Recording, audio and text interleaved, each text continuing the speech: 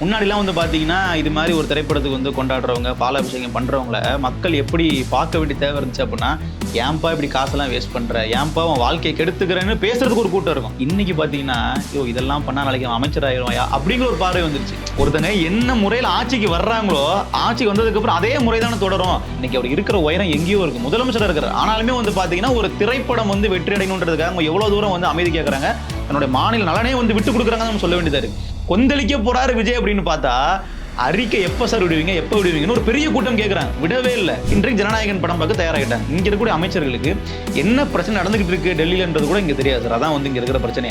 இவர்களுக்கு அந்த நாலேஜும் கிடையாது. அதை பத்தி பேசுறதுக்கான எந்த ஒரு தேவையுமே இல்லைன்னு வச்சுக்கோங்களேன். தாவேக்கா ஆட்சிக்கு முன் தாவேக்கா ஆட்சிக்கு பின் அப்படிங்கிறத அந்த திரைப்பட கொண்டாட்டத்தை நம்ம ரெண்டா பிரிச்சு பார்க்க முடியும். முன்னாடில யார் ஓட்டுவாங்க, சினிமா ஃபாலோ பண்ணக்கூடிய ரசிகர்கள் வந்து ஓட்டுவாங்க. இன்னைக்கு யார் ஓட்டுறாங்க, அமைச்சர்கள் ஓட்டுறாங்க. அப்புறம் அதை எப்படி நம்ம கேள்வி கேட்க முடியும்? ரீல்ஸ் போட்டு ஆட்சிக்கு வர வச்சுட்டு ரீல்ஸ் போட்டு அமைச்சராக்கிட்டு ரீல்ஸ் மட்டுமே போட்ட விருதையின் மகள்னு சொல்லி நம்ம கீர்த்தனா அவர்களை ரீல்ஸ் மட்டும் தான் அவங்க பண்ண, வேற எதுவுமே பண்ணல. அப்படி மட்டுமே பண்ணவங்கள நீங்க அமைச்சரவையில் வச்சுக்கிட்டு அமைச்சர் ஆனதுக்கு அப்புறம் நீங்க ரீல்ஸ் போடக்கூடாதுன்னா அது எப்படி கரெக்டா இருக்கும்? நார்த்ல எல்லாம் பாத்தீங்கன்னா இன்ஃபுளுன்சர்ஸ் எல்லாம் விலைக்கு வாங்கி என்ன பண்றாங்கன்னா அடுத்த பிஎம் விஜய் தாங்கிற ஒரு விஷயத்த நரேட்டிவ் செட் பண்ணிட்டே இருக்காங்க. அது நமக்கு இங்க தெரியல. இவர் வந்து இன்னொரு தலைவரை அங்கே ப்ரொமோட் பண்றது விரும்பல. இவர் என்ன பிளான் பண்றாருன்னா, நான் வந்து சைட்ல ஒரு பிரான்ச் ஓபன் பண்றேன் டிவி கேக் அப்படிங்கிற மாதிரி பிளான் பண்றாப்ல. பிஎம் ஆக்கிட்டாலும் ஒன்னும் ஆச்சரியப்படுறதுக்கு விஜய் நம்புறாரு. இது வந்து விஜய் நம்புறாரு. நம்ம தமிழ்நாட்டு மக்கள் என்ன அவ்வளவு சிந்திச்சா ஓட்டு போட்டிருக்காங்க அப்படிலாம் இல்ல. ஏதோ ஆகச்சிறந்த மாநிலம், படித்தவர்கள் இருந்த மாநிலம் சொல்ல தமிழ்நாட்டிலே நம்ம ஓட்டு போட்டு தேர்ந்தெடுத்தாங்க. எல்லாத்துக்கும் ஒரு டீலிங் இருக்கு சார். வெளிப்படையா பேச முடியுமா? இதுல அப்படியே கடந்து போயிருவாங்க. நீ ஜனநாயக கொண்டாட்டத்தில் போயிட்டு இருக்கு. அடுத்து உள்ளாட்சியில மேயர் பதவியா இல்ல அடுத்து அமைச்சர் பதவியா நம்ம பொறுத்திருந்து பார்ப்போம். இந்த ஆட்சியுமே எந்த விதத்திலையும் மாறவே இல்லை. இவர்கள் வந்து நாங்க ஆட்சியவே வந்து மாற்ற போறோம், நாங்க வந்ததுக்கு அப்புறம் சிஸ்டமே சரி பண்ண போறோங்கிற மாதிரிலாம் பேசுவாங்க. சபரிவர்மன் விஷயத்துல கூட தாவேக்கா அரசு பெரிய லெவலில் நம்ம கேள்வி கேட்கணுன்ற விஷயம் எனக்கு தோணல. ஏன்னா சரி ஃபர்ஸ்ட் டைம், இதுக்கப்புறம் இவங்க எப்படி செயல்படுறாங்கன்னு பார்ப்போம்னு நினைக்கலாம். ஒரு சர்க்குலர் விட்டுருக்கணுமா இல்லையா? இதற்கப்புறம் யாராவது நீங்க விசாரணை கைதிகள் மேல நீங்க கை வச்சீங்கன்னா நானே நேரடியாக உங்கள் மேல நடவடிக்கை எடுப்பன்ற ஒரு எச்சரிக்கையை முதலமைச்சர் அவர்கள் விட்டுருக்கணும். அது பொதுவெளியில நீங்க சொல்லணும் கூட தேவையில்லை. ஒரு சர்க்குலர் வந்து நீங்க உள்ள விட்டுருக்கணும். அதையும் நீங்க வந்து பண்ண தவறிட்டீங்கன்றதுக்கு இது ஒரு சிறந்த எடுத்துக்காட்டு. ஏன்னா அது உங்களுடைய துறை, காவல்துறைக்கு அமைச்சரா நீங்க தான் இருக்கிறீங்க. நீங்க தான் முழு இதுக்கு பொறுப்பேற்றுக்கணும். சீமான் அவர்கள் தான் களத்துல தாவேக்காவுக்கு ரியல் த்ரெட். இதை வந்து சீக்கிரமாவோ இல்ல எவ்வளவு தூரம் முடியுமோ அவ்வளவு விரைவில் மக்கள் இதை உணர்வாங்க. அருந்தமிழ் நேயர்களுக்கு வணக்கம். ஜனநாயகன் திரைப்படம் இன்றைக்கு வெளியிடப்பட்டிருக்கிறது. நீண்ட போராட்டத்திற்கு பிறகு வெளியிடப்பட்டிருக்கிறது. அமைச்சர்கள், விஜயின் ரசிகர்கள், விஜய் அதிகாரிகள் எல்லோரும் நேற்று இரவிலிருந்து அந்த படத்தை பார்த்து கொண்டிருக்கிறார்கள். கொண்டாட்ட மனநிலையில் இருக்கிறார்கள். இந்த சூழ்நிலையில் தூத்துக்குடியிலிருந்து ஒரு காவல் மரணம் அப்படின்ற செய்தி மிக வேகமாக எல்லா தொலைக்காட்சிகளிலும் பரபரப்பாக விவாதிக்கப்பட்டு கொண்டிருக்கிறது. இப்படிப்பட்ட அரசியல் சூழ்நிலையில் இது குறித்து நம்மிடம் விவாதிப்பதற்காக ஊடகவியலாளர் கோகுல் அவர்கள் வந்திருக்கிறார். அவரை வரவேற்போம்.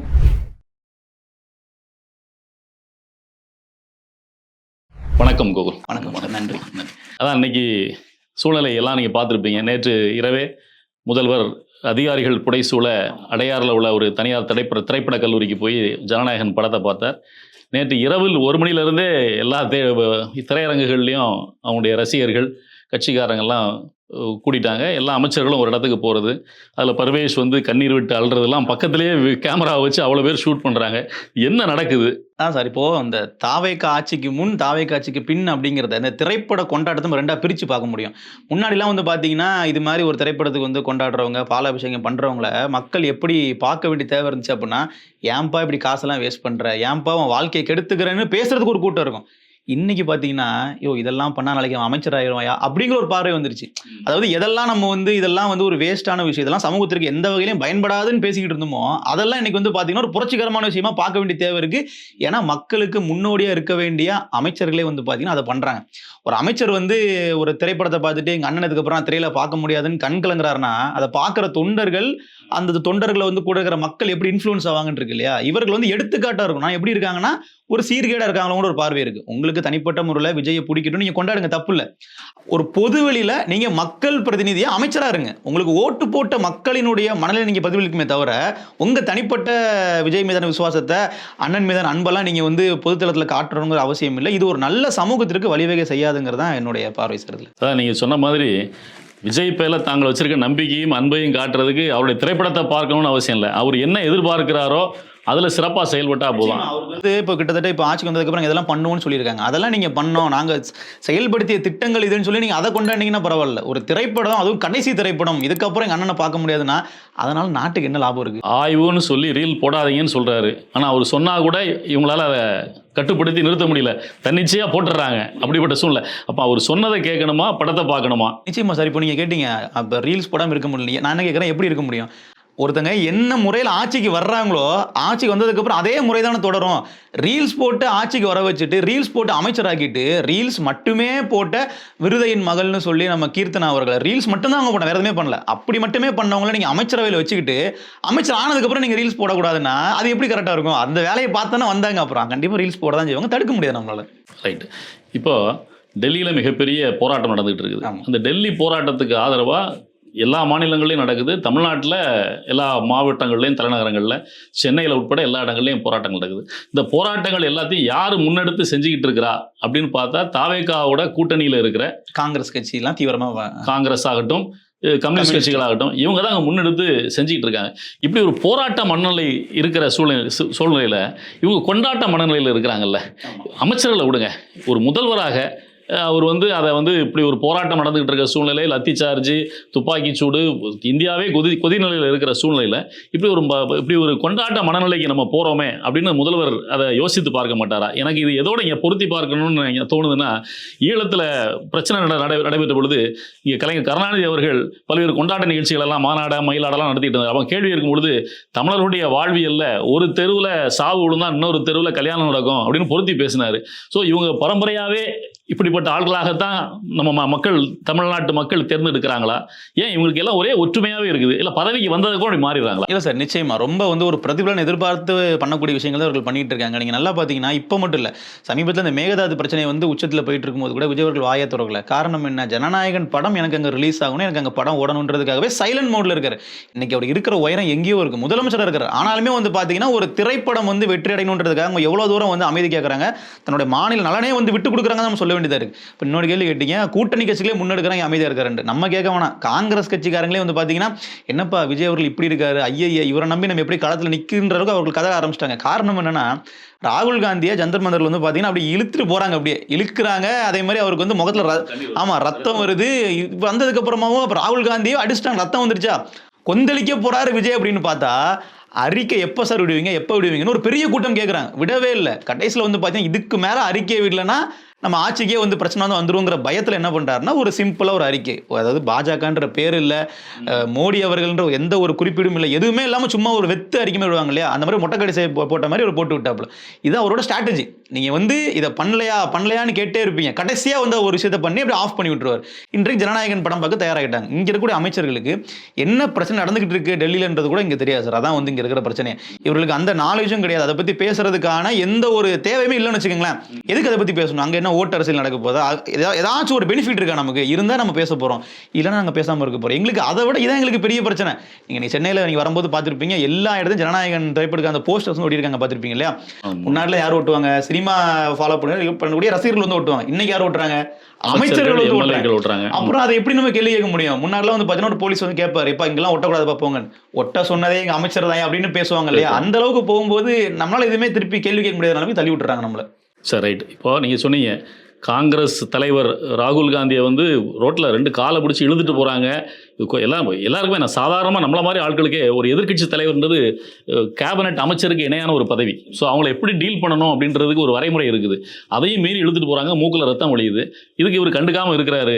அப்புறம் காங்கிரஸ்காரங்களாம் கொதிச்சு சூழ்நிலை வேறு மாதிரி மாறுதுன்னு தெரிஞ்சப்பறம் அவர் ட்வீட் பண்ணுறாரு அப்படின்னு சொல்கிறீங்க இல்லையா? இன்னைக்கு இப்படி பண்ணுறாரு, அவங்களுடைய ஆதரவில் ஆட்சி நடக்குதுன்னு. இடைத்தேர்தலாம் முடிஞ்சிருச்சுன்னா இவர் காங்கிரஸ் எப்படி டீல் பண்ணுவார்னு நினைக்கிறீங்க? காங்கிரஸை வந்து இந்த என்ன சொல்கிறது, காலில் இருக்கிற தூசி அளவுக்கு கூட ஒரு மதிக்க மாட்டார், நம்ம தெளிவாகவே புரியுது. ஏன்னா விஜய் வந்து வேற பிளானில் இருக்கா சார். அதை பற்றி நம்ம பேசுவோம். என்னன்னா, நார்த்தில் எல்லாம் பார்த்தீங்கன்னா இன்ஃப்ளூயன்சஸ் எல்லாம் விலைக்கு வாங்கி என்ன பண்ணுறாங்கன்னா, அடுத்த பிஎம் விஜய் தாங்கிற ஒரு விஷயத்த நரேட்டிவ் செட் பண்ணிட்டே இருக்கிறாங்க. அது நமக்கு இங்கே தெரியல. ஒரு வீடியோ நீங்கள் அது மாதிரி வீடியோ பார்த்தீங்கன்னா உங்களுக்கு எல்லாமே வர ஆரம்பிச்சிடும். எப்படின்னா, உங்களுக்கு வந்து மோடியா விஜய் தளபதியா அப்படின்னு அங்க போய் கேட்கறாங்க. ஜோசப் விஜய்னு கேட்க மாட்டாங்க. கேட்டா அவங்களுக்கு ஒரு தளபதி விஜயான்னு கேட்கறாங்க. எல்லாரும் வந்து பாத்தீங்கன்னா ஒரு ஹேண்ட்ஸமான ஒரு பிஎம் எங்களுக்கு வேணும், ரொம்ப கியூட்டான பிஎம் வேணும்னு சொல்லிட்டு ஒரு நரேட்டிவ் செட் பண்ணிட்டு இருக்காங்க. என்னன்னு பார்த்தா விஜய் என்ன பிளான் பண்றாருன்னா, கேரளால கூட வந்து நீங்க முதலமைச்சர் அந்த மாநில முதலமைச்சருடைய பதவியேற்பு விழாக்கு இவர் வந்து சதீஷ் அவர்களுடைய இதுக்கு போகல. ஏன்னா இவர் வந்து இன்னொரு தலைவரை அங்க ப்ரொமோட் பண்றது விரும்பல. இவர் என்ன பிளான் பண்றாருன்னா, கேரளால நமக்கு ஃபேன்ஸ் இருக்காங்க, நமக்கு அங்க கேரளா ஒரு பெரிய பேஸ் இருக்கு, நான் வந்து சைடுல ஒரு பிரான்ச் ஓபன் பண்றேன் டிவி கேக் அப்படிங்கிற மாதிரி பிளான் பண்றாப்ல. ஏற்கனவே அங்க முகாம்லாம் நடத்தி ஆட்களை சேர்த்துட்டாங்க. அப்ப அவரோட பிளானுங்கிறது கேரளாலே நம்மள டிவி காட்சி நடக்கட்டும், இங்க பக்கத்துல வந்து பாண்டிச்சேரி இருக்கு, அங்கேயே நம்ம டிவி காட்சி நடக்கட்டும். அதே மாதிரி நாளைக்கு வாய்ப்பு கிடைச்சா மக்கள் நமக்கு ஓட்டு போட்டாலும் போட்டுருவாங்க. இப்போ விஜய் அவர்கள் பண்ணாத பல விஷயம், பிரைவேட் ஹாஸ்பிட்டலில் வந்து பார்த்தீங்கன்னா நீங்கள் சிகிச்சை எடுத்துக்கிட்டு நீங்கள் இறந்துட்டீங்க அப்படின்னா நீங்கள் ஃபீஸ் பே பண்ண வேண்டாம். ஸ்கூல்கள் எல்லாமே விஜய் இப்படி திட்டங்கள் கொண்டு வந்துட்டாரு, மாணவர்களை இப்படி பண்ணிட்டாரு அப்படி பண்ணிட்டாருன்னு சொல்லி இல்லாத விஷயங்களை நார்த்தில் ஃபேக்காக பரப்பிட்டு இருக்காங்க. தமிழ்நாட்டில் உள்ளவங்களாச்சும் கமெண்ட்ல கேள்வி கேட்டால் படிச்சு பார்க்குற பக்கம் இருக்கும், அங்கே இருக்கிறவங்களுக்கு அதுவும் தெரியாது, ஏதோ ஒன்று போடுறாங்க நம்பிட்டு போயிட்டு இருப்பான். இப்படி ஒருவேளை நாளைக்கு கோடி கணக்கான மக்கள் விஜய்க்கு ஓட்டு போட்டு பிஎம் ஆக்கிட்டாலும் ஒன்றும் ஆச்சரியப்படுறதுக்கு விஜய் நம்புறாரு. இது வந்து விஜய் நம்புறாரு, நம்ம தமிழ்நாட்டு மக்கள்னு அவ்வளோ சிந்திச்சா ஓட்டு போட்டிருக்காங்க அப்படிலாம் இல்லை. ஏதோ ஆகச்சிறந்த மாநிலம், படித்தவர்கள் இருந்த மாநிலம் சொல்ல தமிழ்நாட்டிலே நம்ம ஓட்டு போட்டு தேர்ந்தெடுத்துட்டாங்க. நார்த்தில் உள்ளவங்க எல்லாம் இன்னும் அவங்க முன்னேறவே இல்லை, இவங்களே ஏமாத்திட்டோம், அவங்கள முடியாத சாதாரண விஷயம் நினைச்சு பிளான்ல இருக்கிறது. அதனாலதான் வந்து பாத்தீங்கன்னா காங்கிரஸ் எல்லாம் என்ன பண்றாருன்னா, நீங்க கொஞ்சம் ஓரமா இருங்க, நான் வந்து வேற பர்ச பார்த்துட்டேன், நான் அதை நோக்கி போறேங்கிற மாதிரி அங்க போறாரா நமக்கு தெரியல. அதான் எனக்கு பயமா இருக்கு சொல்ல போனா. இன்னைக்கு வந்து டெல்லியில் நடக்கிற போராட்டத்தை ஒட்டி தமிழ்நாட்டிலையும் போராட்டம் நடக்குது. அது கம்யூனிஸ்ட் இயக்கங்கள் தான் முன்னெடுத்துட்டு இருக்கிறாங்க. ஆனால் அந்த கம்யூனிஸ்ட் இயக்கங்களுடைய போராட்டம் எல்லாம் ஒடுக்கப்படுது. நேற்று கூட நிறைய வீடியோக்கள் வந்திருக்கு. சட்டக்கல்லூரி மாணவிகள் 4-5 பேர் லைனில் சைதாப்பட்ட பக்கம் நிற்கிறாங்க. அவங்கள காவல்துறையினர் 5 பேருக்கு கிட்டத்தட்ட 10-20 காவலர்கள் அவங்கள வந்து முற்றுகையிட்டு பேசுகிறாங்க. அவங்கள அதில் பேசி அவங்க தப்பிச்சு போகிறதெல்லாம் பார்க்கும்போது என்ன காவல்துறை இவ்வளோ மோசமாக நடந்துக்குது அப்படின்னு சொல்லி இருக்குது. ஆனால் இது குறித்து கம்யூனிஸ்ட் கட்சிகள் எங்கேயுமே வாய் திறக்கலை. ஆனால் இதே இது சென்ற திமுக ஆட்சி இருக்கும்போது சாம்சங் நிறுவனத்தில் போராட்டம் நடந்துகிட்ட பொழுது, அது அந்த தொழிற்சங்கம் வந்து அவங்க சிஐடியுடைய கட்டுப்பாட்டில் இருக்கும் பொழுது திமுகவை எக்ஸ்போஸ் பண்ணிக்கிட்டே இருந்தாங்க. இதெல்லாம் திமுக தேர்தலில் தோல்வியடைவதற்கான மிக முக்கியமான காரணமாக இருந்தது. அந்த ஒட்டாத கூட்டணின்ற பார்வை வர்றதுக்கு இதெல்லாம் ஒரு காரணமாக இருந்தது.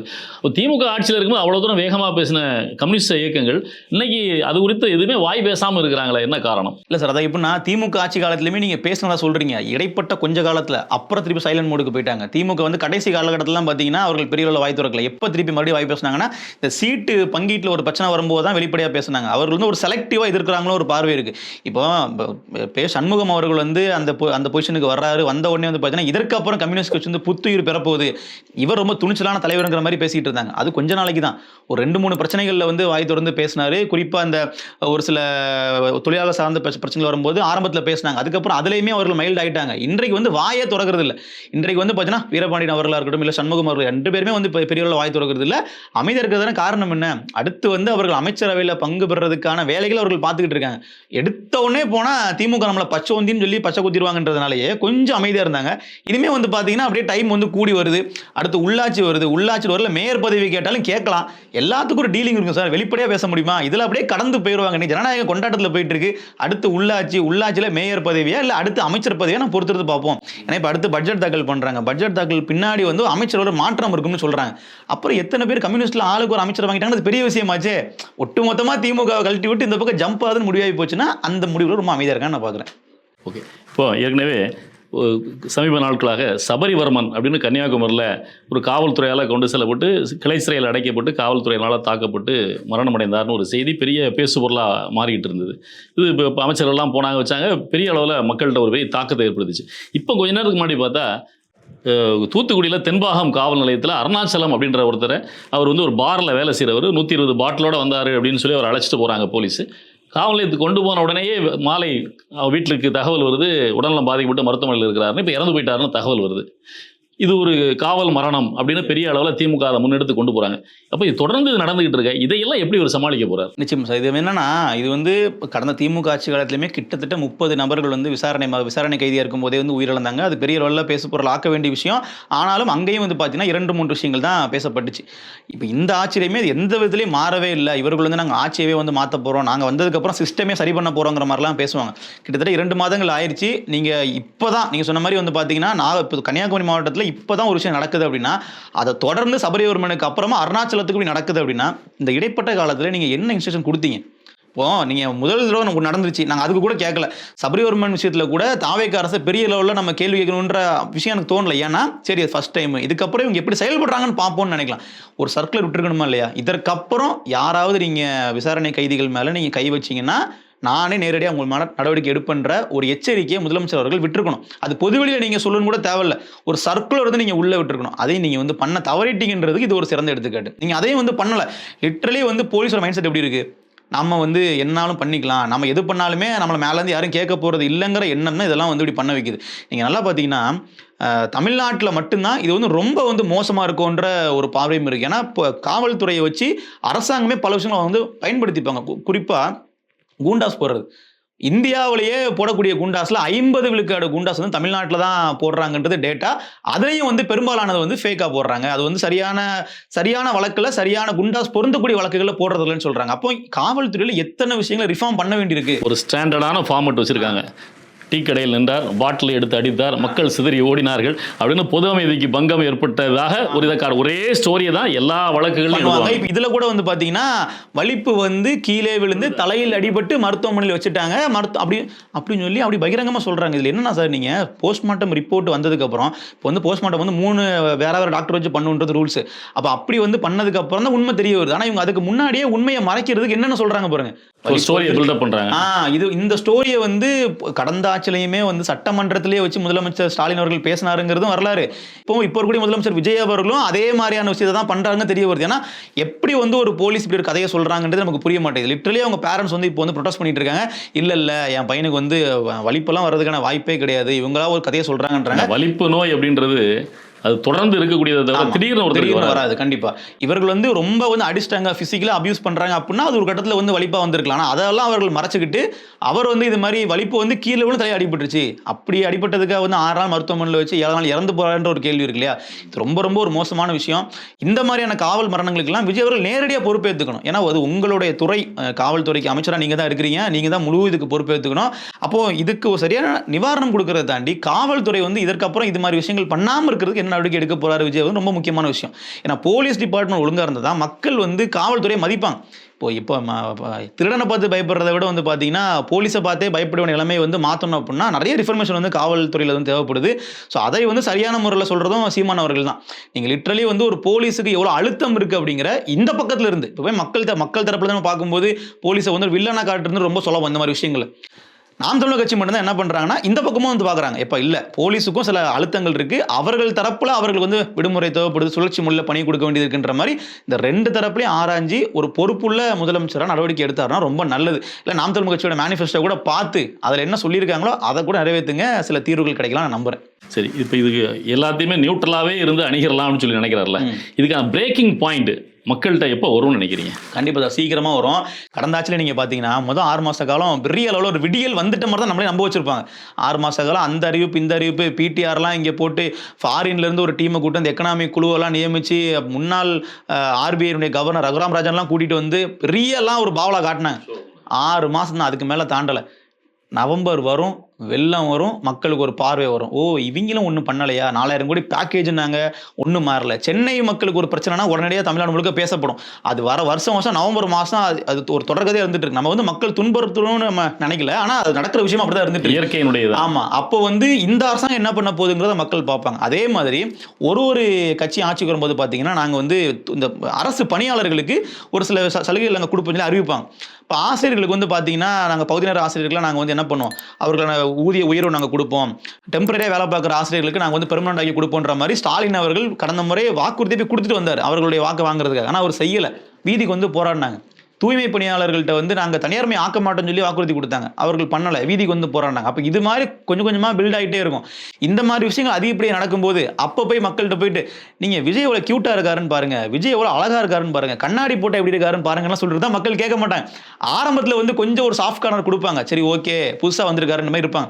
மக்களுக்கு ஒரு பாயிண்ட் தெரியும், ஓகே இதுக்கு மேலே நாம் இவங்களை விட்டோம் நமக்கு பெரிய சிக்கலாயிரும் அப்படிங்கிற மைண்ட் செட்டில் வந்துருவாங்க. அவங்களுக்கு வந்து விஜய் எவ்வளோ பெரிய நட்சத்திரம் அதெல்லாம் பற்றி கவலையே கிடையாது. எங்களோட பிரச்சனைக்கு நீங்கள் குரல் கொடுக்கலாம், நாங்கள் திருப்பி பேச தான் செய்வோங்கிற புள்ளி வெகு சீக்கிரமாக வரும். விஜய் அவர்கள் நிச்சயமாக பதில் சொல்லி இடத்துக்கு இருக்கிறார், ஆனால் சொல்லவே மாட்டேங்கிறார். நம்ம கடந்த ஆட்சியில் ஸ்டாலினை சொன்னோம், ஸ்டாலின் கூட என்ன பண்ணுவாருன்னா சார், இப்போ ஒரு 10 பத்திரிகையாளர்களுக்கு ஸ்கிரிப்டை கொடுத்துருவார், இந்த கேள்வி கேளுங்க நான் இப்படி பதில் சொல்ற மாதிரி 1 2 3 ஆர்டர் படி பேசுவார். இங்கே அது கூட இல்லை, அது கூட இல்லை. அப்போ லிட்டரலி வந்து போக போக மக்கள்கிட்ட எக்ஸ்போஸ் ஆவாங்க, ஆட்டோமேட்டிக்காக மக்கள் இதுக்கு ஒரு புரிதல் வரும், நம்ம நம்புறோம். நல்லது. உங்களுடைய கடுமையான பணிகளுக்கு இடையில நேரத்தை ஒதுக்கி அரங்கத்துக்கு வந்து நேர்காணல் கொடுத்ததுக்கு அருந்தமிழ் சார்பாக உங்களுக்கு நன்றியை தெரிவித்துக்கிறோம். நன்றி, வணக்கம்.